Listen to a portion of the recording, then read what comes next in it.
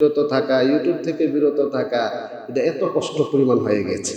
তবে কেউ যদি এরকম ধৈর্যশীল হয়ে সে ইন্টারনেটের গুনাহ থেকে বিরত থাকতে পারে, তাহলে হাদিস শরীফে রাসূল কারীম সাল্লাল্লাহু আলাইহি ওয়াসাল্লাম যে ভবিষ্যৎবাণী করেছেন, সেই ভবিষ্যৎবাণীর আলোকে সে হবে সেরা, সে হবে শ্রেষ্ঠ মানুষ, শ্রেষ্ঠ আবেদ, শ্রেষ্ঠ বুজুর্গ। এই জন্য আমাদের এক উস্তাদ বলতেন যে আল্লাহর ওলিকে জানো। বর্তমান যুগে আল্লাহর ওলিকে, আল্লাহর সবচেয়ে কাছের মানুষকে, 5 ওয়াক্ত নামাজ পড়া, রোজা রাখা, হজ, যাকাত, এটা তো একটা কমন বিষয়, সবাই অনেকেই করে, কিন্তু এদের মধ্য থেকে বুজুর্গকে, তো আমরা প্রশ্ন শুনে এটা কি জবাব হবে বলতে পারতেছিলাম। তখন হুজুর বলল, ওস্তাদজি বললেন, এখন বর্তমান সবচেয়ে বড় বুজুর্গ হচ্ছে যে ইন্টারনেটের গুনাহ থেকে বিরত থাকতে পারে যে ব্যক্তি মোবাইল ব্যবহার করে না। বিষয়টা শুনতেও যদি একটু কষ্ট করে, যেটা সম্ভব এই আধুনিক যুগে এই মোবাইল থেকে বিরত থাকা, কিন্তু আমি যদি একটু ভাবি, একটু চিন্তা করি যে আসলে মোবাইল ব্যবহার করতে আমি নিষেধ করছি না, ইন্টারনেটের ব্যবহার করতে নিষেধ করা হচ্ছে না, কিন্তু ইন্টারনেটের মাধ্যমে আমার যে অপরাধগুলো আমার অজান্তেই সংঘটিত হতে হতে এমন সহজলভ্য হয়ে গেছে যে এটাকে আমরা গুনাহি মনে করছি। এত স্পর্শকাতর, যা আগে সিনেমা হলে গেলে মানুষ, যারা ভালো মানুষ, যারা কোনো আলেম বা ইমাম, খতিব, সমাজের শ্রদ্ধাশীল ব্যক্তি সিনেমার হলে গেলে সেটাকে কি পরিমাণ অপরাধ হিসাবে দেখা হতো, কিন্তু এখন তো সিনেমা থেকেও আরো জঘন্যতম কাজ মসজিদের কর্নারে বসে হয়ে যাচ্ছে। তাহলে কি পরিমাণ বিষয়টা হতে পারে? আমাদের মুসলিম জাতির অধঃপতন, আমাদের জ্ঞানগত অধঃপতন কেন? এর কারণকে আমরা খুঁজে দেখছি। এক্ষেত্রে হাদিস শরীফে রাসূল কারীম সাল্লাল্লাহু আলাইহি ওয়াসাল্লাম আর একখানা হাদিস আসছে। হাদিসকে হাদিসে সাওবান বলা হয়। হাদিসে সাওবান অনেক লম্বা হাদিস। আমি যদি একটু সংক্ষিপ্তভাবে মূল ফোকাস অংশটা বলি, যে অংশের মধ্যে সর্বশেষে রাসূল বলেন, কিছু মানুষ এমন থাকবে যা দেখতে তোমাদের মতো সমাজে চলাফেরা করবে, খুব ভালো মানুষ হিসাবে পরিচিতি প্রসিদ্ধি লাভ আছে, কিন্তু তাদের অধঃপতন থাকবে। তার কারণ কি? তো কারণ হচ্ছে ওয়ালাকিন্নাহুম ইযা খালাউ বিমাহারিমিল্লাহি ইনতাহাকুহা, অর্থাৎ তারা যখন নীরবে, নির্জনে, নিভৃতে চলে যাবে, তখন তারা আল্লাহ তাআলার হারাম সীমানা অতিক্রম করে গুনাহে লিপ্ত হয়ে যাবে। বলেন নাউযুবিল্লাহ। এটা একটা ভবিষ্যৎবাণী, এটা একটা হাদিসে সাওবান। এই বিষয়টা যদি স্মরণ আমরা রাখতে পারি, এরপরে দেখেন একজন যুগ শ্রেষ্ঠ গবেষক এবং সুফি সাধক ছিলেন ইবনুল আরবি। আপনি হয়তো কম বেশি অনেকে নাম শুনতে পারেন। তিনি একটা মন্তব্য করেছেন, তার এই এবারটা যদি আমরা একটু শুনি, খুব স্পর্শকাতর, হৃদয় বিদারক একটি কথা। তিনি বলেন, আখসারুল খাসিরিনা মান আবদা লিন-নাসি সালিহা আ'মালি ওয়া বারাজা বিল কবিহি মান হুয়া আকরাবু ইলাইহি মিন হাবলিল ওয়ারিদ। ওই ব্যক্তি সবচেয়ে বেশি ক্ষতিগ্রস্ত যে মানুষের সামনে খুব ভালো ভালো আমল করে, নেক আমল করে, কিন্তু সে গোপনীয়ভাবে কিছু মন্দ কাজ এমন করে, অথচ যেই সত্তা মানুষের সামনে তাকে দেখেন, সেই মহান সত্তা গোপনীয়ভাবেও সে গুনাহ করা অবস্থায় তার শাহরগের চেয়েও বেশি নিকটে থাকে, কিন্তু তার সামনে সেই গুনাহটা করতেছে নির্দ্বিধায়। সে সবচেয়ে বেশি ক্ষতিগ্রস্ত। তাহলে আমরা আজকে এই বিষয়টা শিক্ষা নিতে পারি যে আল্লাহ তাআলা আমাকে দেখছেন, আপনাকে দেখছেন, আমাদের সবাইকে দেখছেন। একজন মানুষকে দেখার জন্য অনেক শর্ত সারাইয়ের উপকরণ প্রয়োজন হয়। আলো না থাকলে অন্ধকার, দেখব এই মসজিদের মধ্যে একদম অন্ধকার হয়ে গেলে আপনারা আমাকে দেখবেন, আমি আপনাকে দেখব, কিন্তু বলেন আল্লাহ তাআলা আমাদের সবাইকে সব জায়গায় দেখেন, কোন উপকরণের প্রয়োজন আছে? তাহলে প্রকাশ্যে গুনাহ করলো যেমন আল্লাহ তাআলা দেখেন, গোপনে একান্তে নিভৃতে রাত্রে 12টার পরে লাইট অফ করে শীতকালীন সময়ে কম্বলের ভিতরে বা লেপের ভিতরেও যদি মোবাইল দিয়ে গুনাহের কাজ করা হয়, সেটাও কি আল্লাহ তাআলা দেখেন কিনা বলেন? এই যে আল্লাহ তাআলা দেখেন, এই কথার বিশ্বাস, এটা আমাদের ঈমান। বলেন আল্লাহ তাআলা সব সময় সব জায়গায় দেখেন। ইন্নাল্লাহা খাবীরুম বিমা তা'মালুন, নিশ্চয়ই আল্লাহ তাআলা তোমাদের আমল সম্পর্কে সম্যক অবগত আছেন। আল্লাহু বাসীরুম বিমা তা'মালুন, তোমাদের কৃতকর্ম সম্পর্কে আল্লাহ তাআলা সর্বদ্রষ্টা, সব সময় দেখেন, সব জায়গায় দেখেন। এটা আমাদের ঈমান। বলে এটা কি আমাদের ঈমান। আল্লাযীনা ইউমিনুনা বিল গায়ব, প্রকৃত মুমিন তারা যারা না দেখে বিশ্বাস করে। আমরা আল্লাহকে দেখি নাই, আল্লাহকে দেখি না, কিন্তু আমরা এই কথা বিশ্বাস করি, এটা আমাদের ঈমান যে আল্লাহ তাআলা আমাদেরকে দেখছেন, সব জায়গায় দেখছেন। কিন্তু এই ঈমানটা জাগ্রত থাকলে গুনাহের কাজ করা সম্ভব হবে না। এজন্য আসুন আমরা এই ঈমানের চর্চা করি, যে ঈমান চর্চা করলে আমাদেরকে প্রকাশ্য গুনাহ থেকে যেভাবে বিরত রাখবে, ঠিক তেমনি ভাবে গোপনীয় ভাবেও গুনাহ থেকে বিরত থাকবে। আল্লাহ তাআলা আমাদের সবাইকে তৌফিক দান করুন, আমিন। আল্লাহু তাআলা আনহু, তিনি ছিলেন একজন যুগশ্রেষ্ঠ আলেম। ওনার লিখিত কিতাব আজকে গোটা বিশ্বের সকল ইসলামিক স্কলার, ভার্সিটি লেভেলের সব জায়গায় পঠিত। তার কিতাব, ওনার নাম হচ্ছে ইবনুল কাইয়িম রাহিমাহুল্লাহু তাআলা আনহু। তিনি বলেন, আজমাআল আরিফুনা বিল্লাহ আন্না যুনুবাল খালওয়াত হিয়া আসলুল ইন্তিকাসা। সমস্ত বুজুর্গানে দিন, আল্লাহ তাআলার মারিফত যাদের কাছে আছে, আল্লাহ তাআলার পরিচয় যাদের কাছে আছে, সবাই এই কথার উপর একমত যে আন্না যুনুবাল খালওয়াত, নির্জনে অপরাধ, নির্জনে গুনাহ, এটা হচ্ছে মানুষ বা মুসলিম জাতির অধঃপতনের মূল কারণ। বলেন নাউজুবিল্লাহ মিন যালিক। তাহলে এখানে তিনি যে কথাটা বললেন সেটা হচ্ছে গোপনীয় গুনাহ, এটা প্রমাণ করে তাকওয়া ইনএক্টিভ। গোপনীয় গুনাহ, প্রকাশ্যে কোনো গুনাহ না করা, আবার গোপনীয় গুনাহ করা, এটা এক কথা প্রমাণ করে আমার তাকওয়া শক্তি, আমার ঈমানি শক্তি অ্যাক্টিভ না ইনএক্টিভ, অ্যাক্টিভ না ইনএক্টিভ, জাগ্রত না ঘুমন্ত। তো ওই ঘুমন্ত ঈমান, ঘুমন্ত বিশ্বাসকে জাগ্রত করাই হচ্ছে আজকের জুমার আলোচ্য বিষয়, এবং ঘুমন্ত ঈমানকে জাগ্রত করাই জুমার বয়ানের উদ্দেশ্য। ঘুমন্ত ঈমানকে জাগ্রত করাই হচ্ছে ঈমানি মুজাকারা, ঘুমন্ত ঈমানকে জাগ্রত করাই হচ্ছে বিভিন্ন তালিমের ব্যবস্থা, শিক্ষা প্রতিষ্ঠানে বিভিন্ন ওয়াজ মাহফিলের উদ্দেশ্য হচ্ছে আমাদের সেই ঘুমন্ত ঈমানকে জাগ্রত করা। সেই ঘুমন্ত ঈমান আর বিশ্বাস যদি জাগ্রত হয়, তাহলেই সম্ভব সব ধরনের গুনাহ, বাহ্যিক গুনাহ, প্রকাশ্য গুনাহ, ইন্টারনেট কেন্দ্রিক গুনাহ থেকে বিরত থাকাটা সহজ। এখন যে কথাগুলো বলা হবে খুবই মনোযোগের সাথে আমলের নিয়তে আমরা শুনি। প্রকাশ্য গুনাহ, বাহ্যিক গুনাহ, অভ্যন্তরীণ গুনাহ, সব ধরনের গুনাহ, গোপনে গুনাহ, গোপনে অপরাধ সমূহ, বিশেষ করে ইন্টারনেট কেন্দ্রিক যাবতীয় অপরাধ থেকে, আমি সবগুলো নাম বলা আমার পক্ষে সম্ভব হচ্ছে না, এবং যারা আমাকে বিভিন্ন সময় জিজ্ঞাসা করেছেন আমি তাদেরকে সময় দিতে পারি না, এই জন্য আন্তরিকভাবে দুঃখিত। অনেক যুবক আমাকে জিজ্ঞাসা করেছেন যে হুজুর আমি এডিক্টেড, আমি আসক্তি, হ্যাঁ আমি গুনাহ থেকে বাঁচার জন্য সর্বোচ্চ চেষ্টা করতেছি, পারতেছি না, কি ওজিফা আছে, কি আমল আছে? আপনাদের সবার দৃষ্টি আকর্ষণ করে এই কথাগুলো এখন বলা হবে। ইন্টারনেট কেন্দ্রিক গুনাহ থেকে বাঁচার জন্য বিশেষ কলাকৌশল।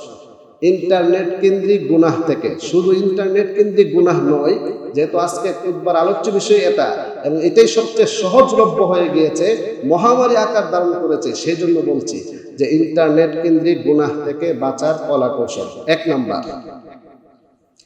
এক নাম্বার হচ্ছে চিন্তা ফিকির করা, একটু ভাবা, মুজাহাদা, চেষ্টা প্রচেষ্টা করা। আমরা আগেও বলেছিলাম গুনাহ থেকে বাঁচার জন্য এক নাম্বার মাধ্যম হচ্ছে আল হিম্মাতুল উলিয়া, সর্বোচ্চ চেষ্টা করা, মনে প্রাণে দৃঢ় ইচ্ছা করাই হচ্ছে গুনাহ থেকে বাঁচার এক নাম্বার মাধ্যম। এ ব্যাপারে আল্লাহ পাক রব্বুল আলামিন কোরআনে কারিমে বলেন, ইয়া আইয়ুহাল্লাযীনা আমানুত্তাকুল্লাহ ওয়াল তানজুর নাফসুম মা কদ্দামাত লিগাদিন ওয়াত্তাকুল্লাহ ইন্নাল্লাহা খাবীরুম বিমা তা'মালুন। হে ঈমানদারগণ, তোমরা আল্লাহ তাআলাকে ভয় করো। প্রতিটা ব্যক্তি যেন ভাবে, চিন্তা করে আগামী দিনের জন্য সে কি পেশ করছে। বলেন, প্রত্যেকটা ব্যক্তিকে এখানে আহ্বান করা হয়েছে। এখানে চাই আলেম হোক, চাই আবেদ হোক, চাই মুসল্লি হোক, চাই ইমাম হোক, চাই খতিব হোক, পৃথিবীর সবাইকে আল্লাহ তাআলা, সকল ইমানদারদেরকে আল্লাহ তাআলা আহ্বান করে বলেন প্রত্যেকটা ব্যক্তি যেন চিন্তা করে, ভাবে সে আগামী দিনের জন্য কি পেশ করেছে।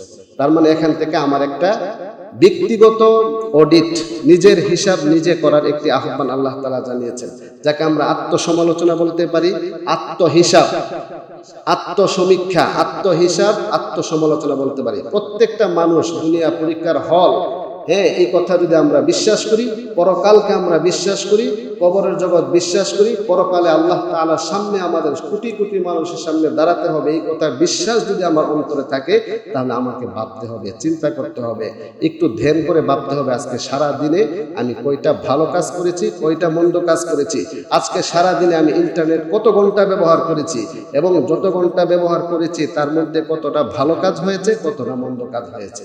এই হিসাব যিনি করবেন, এর থেকে বিরত থাকার চেষ্টা যিনি করবেন, আল্লাহ তাআলা ওয়াদা করেছেন অবশ্যই অবশ্যই তাকে আল্লাহ পাক রব্বুল আলামিন সাহায্য করবেন। সুবহানাল্লাহ। 2 নাম্বার, আল্লাহ তাআলা আমাকে দেখছেন, আমি পর্যবেক্ষণে আছি বিভিন্ন অ্যাঙ্গেল থেকে, রকমারি পর্যবেক্ষণ। বিভিন্ন বিল্ডিং এ ঢুকলে, গেটে ঢুকলে লেখা থাকে যে আপনি পর্যবেক্ষণে আছেন, আপনি সিসিটিভির মাধ্যমে পর্যবেক্ষণে আছেন। বলেন আল্লাহ তাআলার পক্ষ থেকে, ফেরেশতাদের মাধ্যমে, অঙ্গ প্রত্যঙ্গের মাধ্যমে, হ্যাঁ, কিরামান কাতিবিন, সম্মানিত লিখকগণের মাধ্যমে, এবং প্রতিটা অঙ্গ প্রত্যঙ্গ সাক্ষ্য দিবে। সেই দৃষ্টিকোণ থেকে বলেন আমরা 24 ঘন্টা আল্লাহ তাআলার পক্ষ থেকে পর্যবেক্ষণে আছি কি নাই? এই কথার অনুভূতি জাগ্রত করো। গুনাহ থেকে বাঁচা, এডিক্টেড, আসক্তি, পূর্ণ আসক্তি, খারাপ কিছু দেখা থেকে, আসক্তি থেকে বাঁচার বিশেষ মাধ্যম। এ ব্যাপারে কোরআনের অসংখ্য আয়াত রয়েছে, সময় খুব কম। 3 নাম্বার, পাপের শাস্তি, গুনাহের পরিণতি নিয়ে ভাবা, যে এই গুনাহের কারণে পরকালে আমার কি কি পরিণত হবে, কি কি শাস্তির বর্ণনা আছে, এই কথাগুলো নিয়ে ভাবা। 4 নাম্বার, দেখেন সূরাতুল ইয়াসিন, সুপরিচিত সূরা, সেখানে একটি আয়াত রয়েছে, ওয়ামতাজুল ইয়াউমা আইয়ুহাল মুজরিমুন। হাসরের ময়দানে কোটি কোটি মানুষের সামনে যখন আল্লাহ তাআলা ঘোষণা দিবেন, ওয়ামতাজুল ইয়াউমা আইয়ুহাল মুজরিমুন, হে পাপিষ্ঠ অপরাধীগণ তোমরা আলাদা হয়ে যাও। হে ওই সমস্ত ব্যক্তি রাত্রে 12টার পরে ইন্টারনেটের মাধ্যমে যে সকল গুনাহে খারাপ কাজে লিপ্ত হয়েছিল, তোমরা আলাদা হয়ে যাও। এই ঘোষণা যখন আল্লাহ তাআলার পক্ষ থেকে আসবে, বলেন কি অবস্থা হবে? আল্লাহ তাআলা আমাকে সহ সারা বিশ্বের সকল মুসলিম জাতিকে আল্লাহ তাআলা হেফাজত করুন, বলুন আমিন। 4 নাম্বার, তাআউযুজ, তাসমিয়া, শয়তানি কর্মকাণ্ড থেকে আল্লাহ তাআলার কাছে আশ্রয় প্রার্থনা করা। আউযু বিল্লাহি মিনাশ শাইতানির রাজিম, রব্বি আউযু বিকা মিন হামাযাতিশ শায়াতিন ওয়া আউযু বিকা রব্বি আন ইয়াহদুরুন। 5 নাম্বার একটি বিশেষ আমল হলো প্রতিটি ভালো কাজ বিসমিল্লাহ দ্বারা শুরু করা। হাদিস শরীফে রাসূল বলেন, কুল্লু আমরিন যী বালিন লাম ইবদা বিবিসমিল্লাহি ফাহুয়া আবতারু ওয়া আকতা। প্রত্যেক ভালো কাজ যা বিসমিল্লাহ দ্বারা শুরু করা হয় না, সেটা বরকত শূন্য হয়ে যায়, আল্লাহ তাআলার সাহায্য মুক্ত হয়ে যায়। এজন্য আমরা প্রতিটা কাজের শুরুতে কি বলবো বলেন? বিসমিল্লাহ। এবং প্রত্যেক সবসময় সর্বদা উযু অবস্থায় থাকা। উযু অবস্থায় থাকলে গুনাহ থেকে বাঁচা সহজ হয়ে যায়। উযু অবস্থায় থাকলে শয়তান কুমন্ত্রণা ওয়াসওয়াসা দিতে পারে না। এজন্য সর্বোচ্চ চেষ্টা করা উযু অবস্থায় থাকা। 5 ওয়াক্ত সালাত নিয়মিত জামাতের সাথে আদায় করলে, 5 বার দৈনিক মসজিদে আগমন প্রস্থান থাকলে, তখন গুনাহ থেকে বাঁচা সহজ হয়ে যায়। মৃত্যুর কথা স্মরণ করলে গুনাহ থেকে বাঁচা সহজ হয়ে যায়। কোরআনে কারীম তেলাওয়াত করলে গুনাহ থেকে বাঁচা সহজ হয়ে যায়। কোরআন তেলাওয়াত গুনাহ থেকে বাঁচার সর্বোত্তম পদ্ধতি, মাধ্যম। গুনাহের মাধ্যমে অন্তরে জং ধরে যায়, মরিচিকা পড়ে যায়। হাদিস শরীফে রাসূল কারীম সাল্লাল্লাহু আলাইহি ওয়াসাল্লাম বলেন, অন্তরকে ফ্রেশ করার শ্রেষ্ঠতম উপায় হলো তিলাওয়াতুল কোরআন। কোরআনে কারীম তিলাওয়াত আত্মার ভিটামিন, আত্মার শুদ্ধতা, আত্মার পরিশুদ্ধতা, আত্মার পবিত্রতার স্পেশাল মাধ্যম হচ্ছে কোরআন তেলাওয়াত, যা আমরা অনেকেই করি না, ভুলেই গিয়েছি। এই জন্য হাদিসে রাসূল বলেন, আফদালুল ইবাদাতি তিলাওয়াতুল কোরআন, শ্রেষ্ঠ ইবাদত হচ্ছে কোরআনে কারীম তেলাওয়াত করা। আল্লাহ পাক রব্বুল আলামিন আমাদের সবাইকে সব ধরনের গুনাহ থেকে, বিশেষ করে ইন্টারনেট কেন্দ্রিক মহামারী যে ধারণ করেছে গুনাহ, সেটা থেকে আমাদের সবাইকে বাঁচার তৌফিক দান করুন, আমিন। ওয়া আখিরু রাব্বুল আলামিন আমাদেরকে পবিত্র জুমার দিনে, এই মুহূর্তে আল্লাহ তাআলার মহান বড় এক হুকুম, জুমার নামাজ আদায় করার জন্যে মসজিদে আসার তৌফিক দান করেছেন। এজন্য আমরা সকলে দিল থেকে শুকরিয়া আদায় করি, আলহামদুলিল্লাহ। আল্লাহ তাআলার অশেষ মেহেরবানি, সকল প্রশংসা ওই মহান সত্তার, যিনি আমাদেরকে দুনিয়াবি ব্যস্ততা থেকে ফারেক করে আল্লাহ তাআলার ঘর, পৃথিবীর শ্রেষ্ঠতম জায়গা মসজিদে এসে কোরআন ও হাদিস থেকে কিছু আলোচনা শোনার ব্যবস্থা করেছেন। এজন্য আবারও শুকরিয়া আদায় করি, আলহামদুলিল্লাহ। আমরা গত জুমায় আলোচনা শুনে আসতেছিলাম গুনাহ মুক্ত জীবন।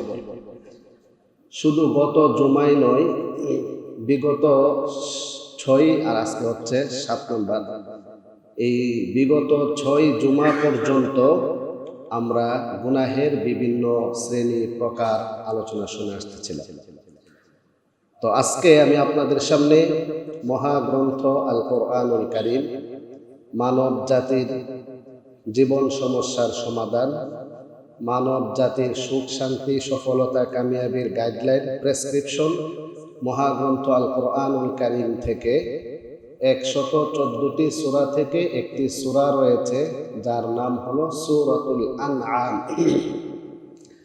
সেই সূরাতুল আনআমের 120 নম্বর আয়াত তেলাওয়াত করেছি। এই আয়াতের আলোকে ইনশাআল্লাহ আজকের খুতবার আলোচ্য বিষয় হবে ইন্টারনেট কেন্দ্রিক গুনাহসমূহ। যেহেতু আমরা বিগত গুনাহ সংক্রান্ত বিভিন্ন দিক থেকে আমরা আলোচনা শুনে আসছিলাম, আজকে ইনশাআল্লাহ ইন্টারনেট কেন্দ্রিক গুনাহসমূহ, এটা হচ্ছে আজকে আমাদের খুতবার আলোচ্য বিষয়। আর কোরআনের আয়াত পাঠ করা হয়েছে সূরাতুল আনআম 120 নম্বর আয়াত। আমরা বিগত 7 জুমা বা 6 জুমা পর্যন্ত যে আলোচনাগুলো আমরা শুনেছি তার যদি একটু সামারি বলা হয় বিগত জুমার, তাহলে সেটি হচ্ছে গুনাহের পরিচয়, গুনাহের প্রকারভেদ, গুনাহ থেকে বাঁচার উপায়, গুনাহের ক্ষতিসমূহ, গুনাহ মুক্ত জীবন, সফলতার জীবন, গুনাহ মুক্ত জীবন, শান্তিময় জীবন, গুনাহ মুক্ত জীবন, প্রশান্ত জীবন, গুনাহ মুক্ত জীবন, আল্লাহ তাআলার সন্তুষ্টিমূলক জীবন, নুরানি জীবন, আলোকময় জীবন, জান্নাতি জীবন, চিরস্থায়ী শান্তির ব্যবস্থা প্রাপ্তির লক্ষ্যে গুনাহ মুক্ত জীবন। তো গুনাহের প্রকারভেদের মধ্যে প্রকারভেদ বা শ্রেণীবিন্যাস, সগীরা গুনাহ, কবিরা গুনাহ, ছোট গুনাহ, বড় গুনাহ, ছোট পাপ, বড় পাপ। পৃথিবীতে যত অপরাধ সংগঠিত হয়, সমস্ত অপরাধগুলোকে যদি একসঙ্গে করা হয়, তাহলে আমরা যদি একটা শ্রেণীতে নিয়ে আসি তাহলে হবে এমন: ব্যক্তিগত অপরাধ, পারিবারিক অপরাধ, সামাজিক অপরাধ, রাষ্ট্রীয় অপরাধ, আন্তর্জাতিক অপরাধ। একজনের দ্বারা সব অপরাধ সংগঠিত হবে না। তো ব্যক্তিগত অপরাধের মধ্যে আমি আপনাদের সামনে যে আয়াত তেলাওয়াত করেছি, এই আয়াতের অনুবাদ যদি একটু খেয়াল করেন, যে আল্লাহ পাক রব্বুল আলামিন গোটা মানুষকে গুনাহ মুক্ত জীবনের লক্ষ্যে যে নির্দেশনাটা দিয়েছেন, ছোট্টখানি একটি আয়াত, আয়াত ছোট হলেও তার মর্ম গোটা বিশ্বব্যাপী এবং মর্মটা আন্তর্জাতিক। ব্যক্তিগত অপরাধের মধ্যে আমরা বিস্তারিত আলোচনা করেছিলাম যে জবানের গুনাহ, চোখের গুনাহ, কানের গুনাহ, হাতের গুনাহ, পায়ের গুনাহ, জবান দ্বারা জিহ্বা দ্বারা সংগঠিত অপরাধ সমূহ, জবানের হেফাজত, নজরের হেফাজত, এই বিষয়গুলো আমরা বিস্তারিত আলোচনা করেছি। তো আজকে ইনশাআল্লাহ ইন্টারনেট কেন্দ্রিক গুনাহ সমূহ তার একটু ধারণা আমরা নিব। তার আগে সূরাতুল আনআম এর 120 নম্বর আয়াত আমি আবার তেলাওয়াত করছি, সবাই একটু এদিকে মনোযোগ দিবেন।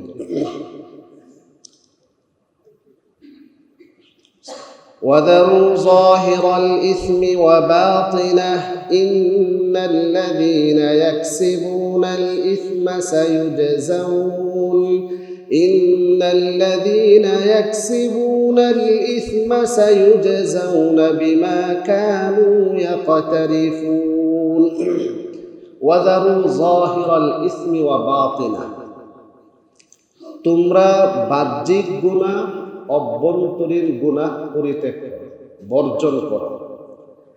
ইন্নাল্লাযীনা ইয়াকসিবুনাল ইসমা, নিশ্চয়ই যারা পাপ অর্জন করে, গুনাহের কাজ করে, সায়ুজজাউনা বিমা কানু ইয়াকতারিফুন, অচিরেই তাদের কৃতকর্ম তাদের অর্জিত গুনাহ সমূহের প্রতিদান শাস্তি তারা পাবে।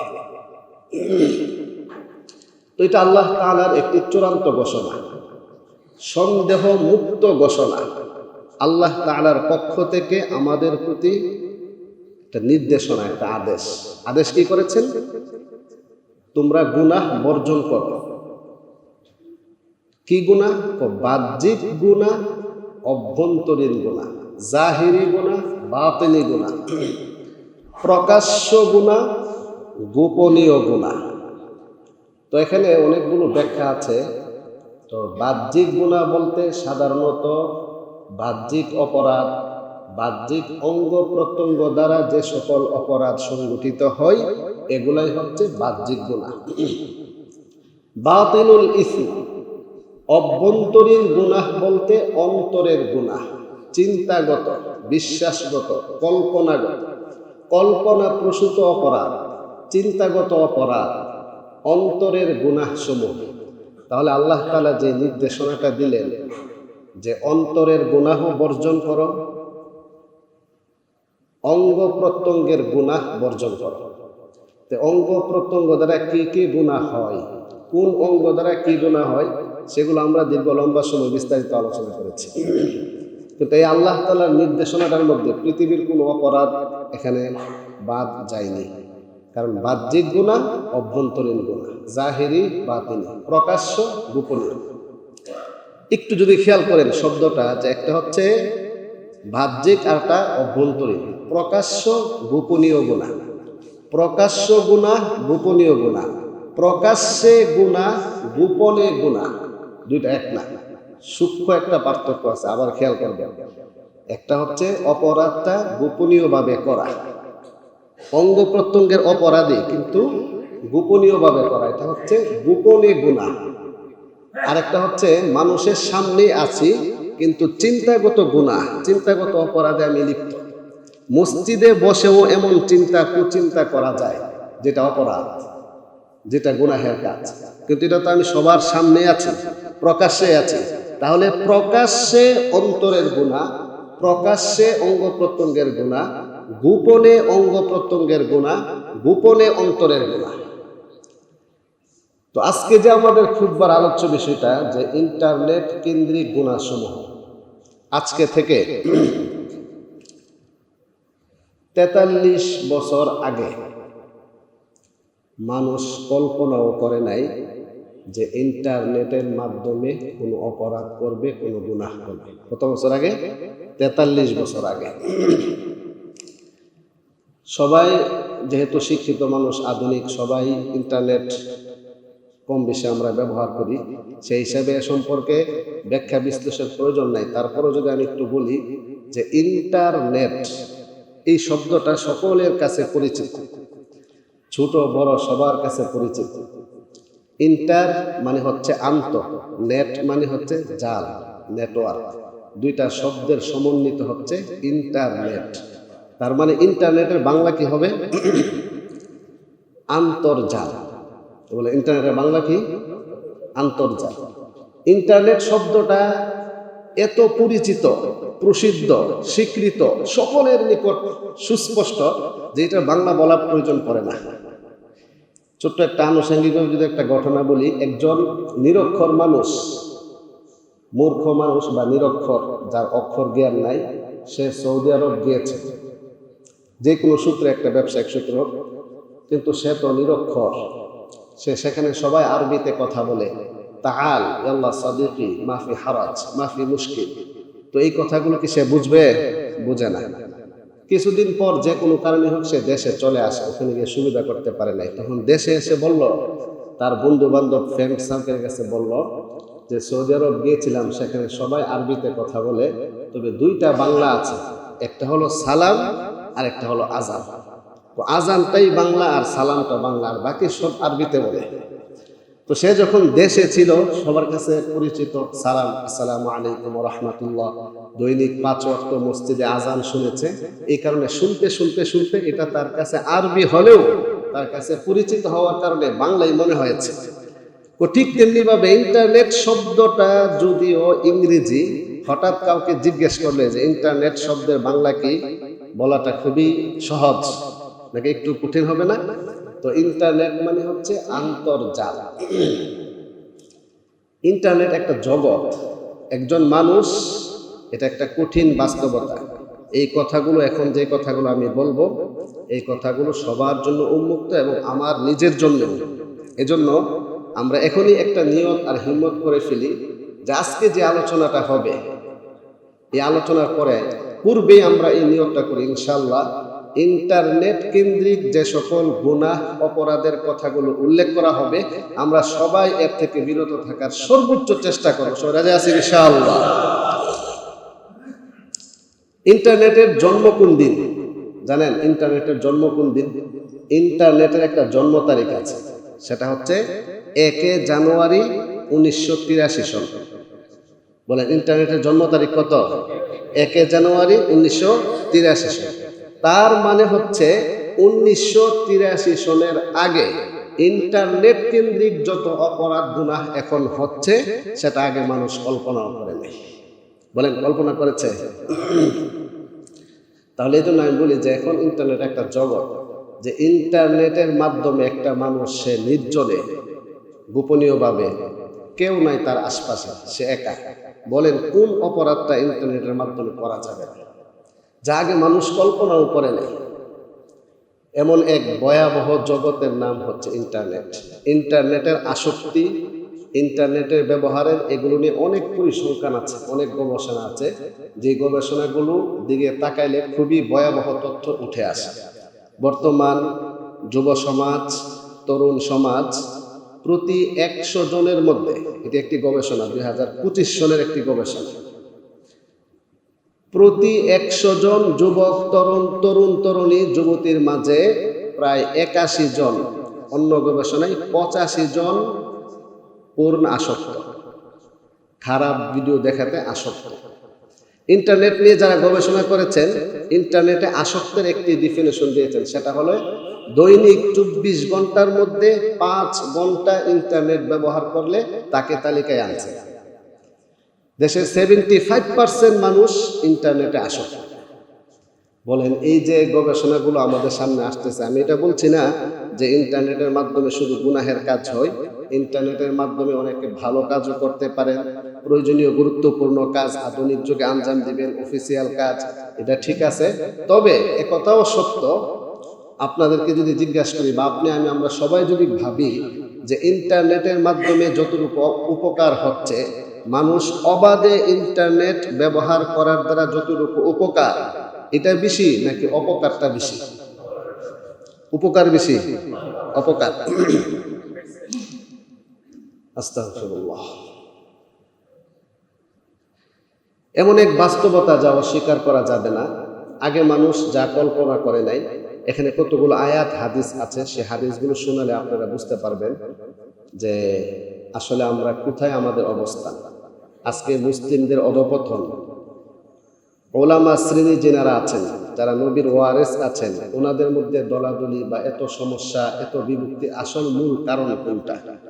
যে এখানে যে আল্লাহ তাআলা বলছেন প্রকাশ্যে গুনাহ, গোপনে গুনাহ, এই গোপনীয় গুনাহ সম্পর্কে অনেক বুজুর্গ ইসলামিক স্কলারদের কওল উক্তি আছে, এটা আমরা শুনবো।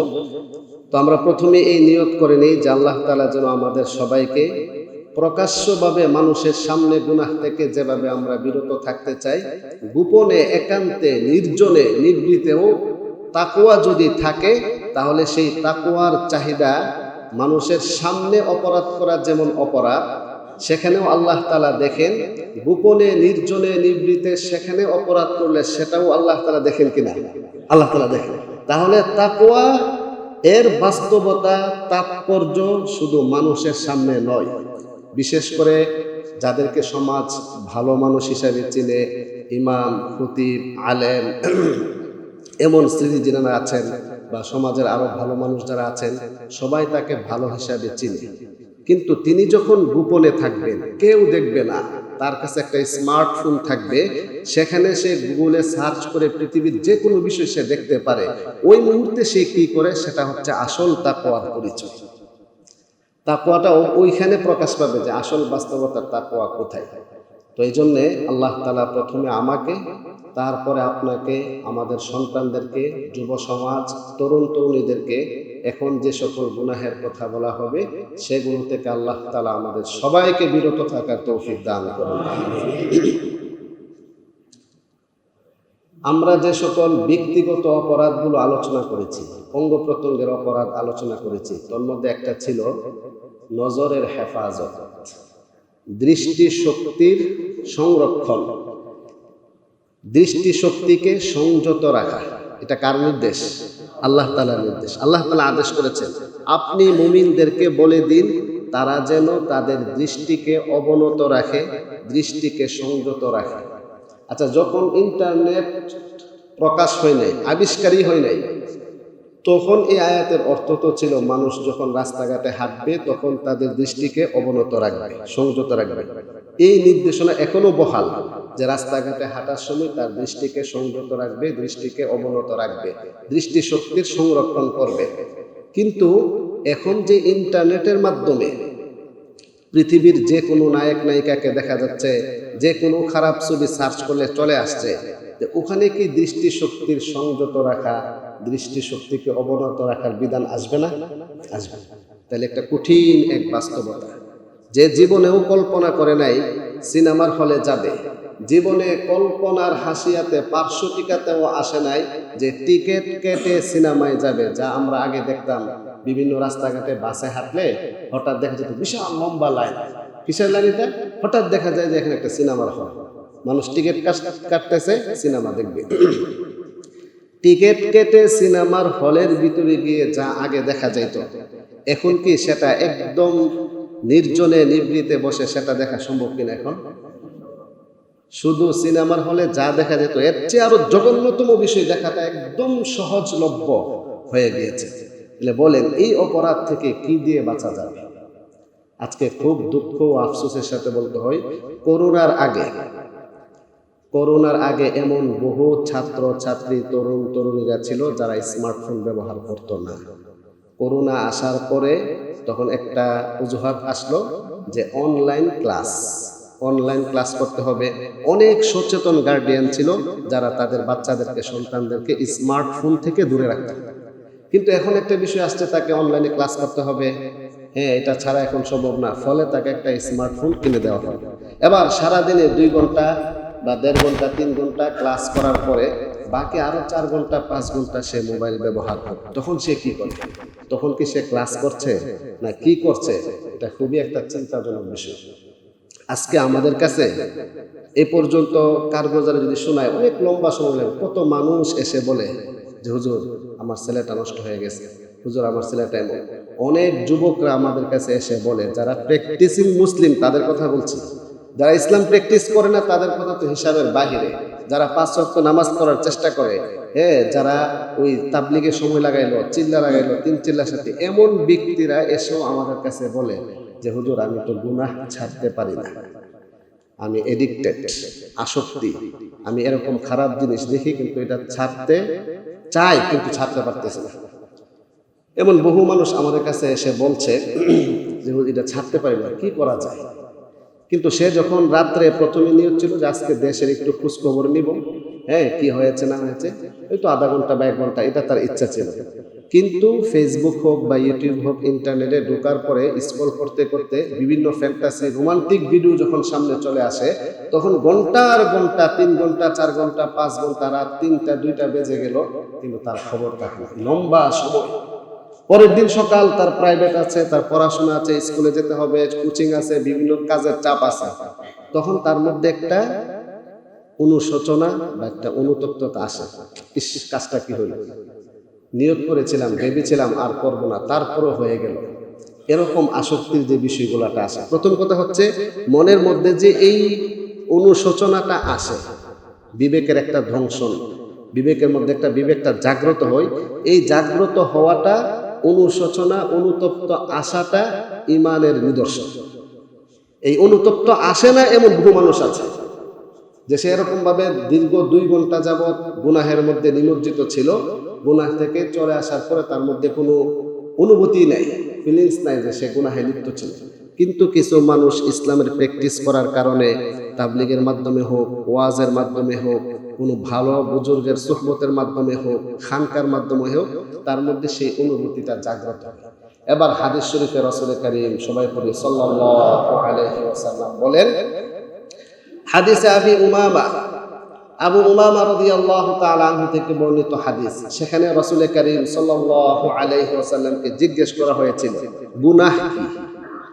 এর আগের অংশটা জিজ্ঞাসা করা হয়েছিল ঈমান কি, মাল ঈমান, ঈমানের নিদর্শন কি, আমার মধ্যে ঈমান আছে তার প্রমাণ, বাস্তবতা, নিদর্শন কি।